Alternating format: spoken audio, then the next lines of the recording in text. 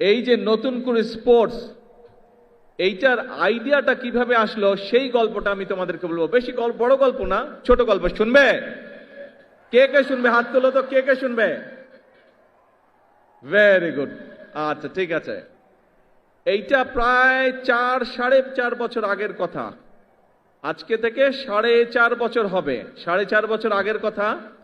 আজকের যে এই যে আমাদের স্পোর্টস মিনিস্টার আমিনুল, এই আমিনুল গিয়েছিল লন্ডনে আমার সাথে দেখা করতে। তখন আমি লন্ডনে থাকতাম। তো আমিনুল এসছে, আমার সাথে কথা বলছে। তো ওকে নিয়ে একটা রেস্টুরেন্টে খেতে গিয়েছি। আমি গিয়েছি, আমার সাথে তোমাদের আন্টি গিয়েছেন, আমিনুল গিয়েছে, আর এখানে কয়সার বসে আছে। খুব সম্ভব কয়সারও আমার সাথে ছিল।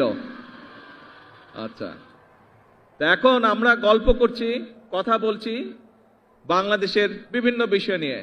তারপরে আমরা কথা শুরু করলাম, যেহেতু আমিনুল স্পোর্টসের মানুষ, আমি একটু স্পোর্টস নিয়ে আলাপ শুরু করলাম, যে স্পোর্টস নিয়ে আমরা কি কি করব, বিভিন্ন বিষয়ে আলাপ করলাম। আলাপ করতে করতে এক পর্যায়ে আমরা খাবার টেবিলে বসে ঠিক করলাম যে আমরা নতুন করে স্পোর্টস চালু করব বাংলাদেশে।